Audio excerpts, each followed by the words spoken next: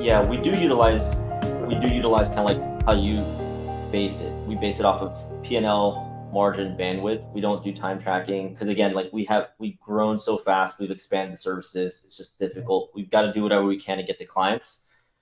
For us, what's enabled us to maintain margins is identifying what the best clients are.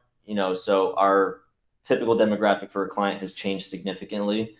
Before it would be somebody that's, let's say a 5K billable or something like that. Now, we're probably with service expansion, with going after higher clients spending more that you could bill more, or higher level of sends, let's say on email, you end up making a lot of margin back there.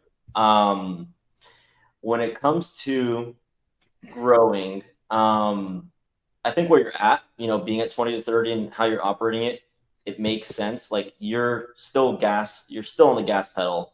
When we were ultra high growth, the whole strategy was like hire the best talent you could possibly afford.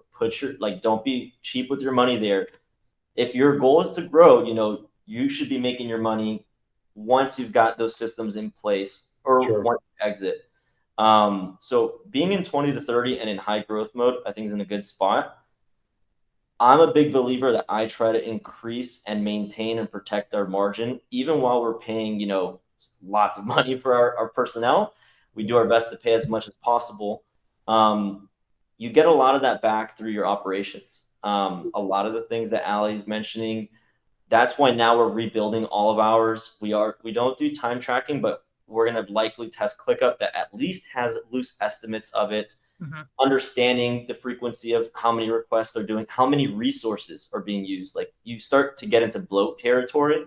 Mm. So understanding like things that I could get more tangible, like examples that we've done is a lot of support roles. So we've gotten, let's say, international builders that will go in and assist your Facebook ad buyers, Klaviyo implementers that will go in and help you with the nitty gritty on Google. We've got, troubleshooters that could go in and deal with those like very tedious, time-consuming things and keep your team in their like area of expertise. That I would say is at least how we've approached it, and it's continued to work well. Where it's a very competitive landscape, especially hiring. Costs go up significantly, so we try to protect it by maximizing how much we're able to bill, our margin per client, and then just getting operational efficiencies in the door. I could certainly see you getting, past 30%. There's sometimes 30 to 35. But if you ever reach, I usually tend to say if you're hitting the 35, 40% at a size where you're at, it changes when you're smaller. But at your size, that's when you might start catching yourself being reactive. Yeah. Transparently, we found ourselves there early in the year where it's like we didn't reinvest sooner, and then you have to play catch up. So yeah. That's kind of like my quick take on that. Okay. Super helpful. And I think, Joel, you're right. Like hire the best talent, because it's hard to justify your fees if you have juniors or if you aren't confident that they can handle for you.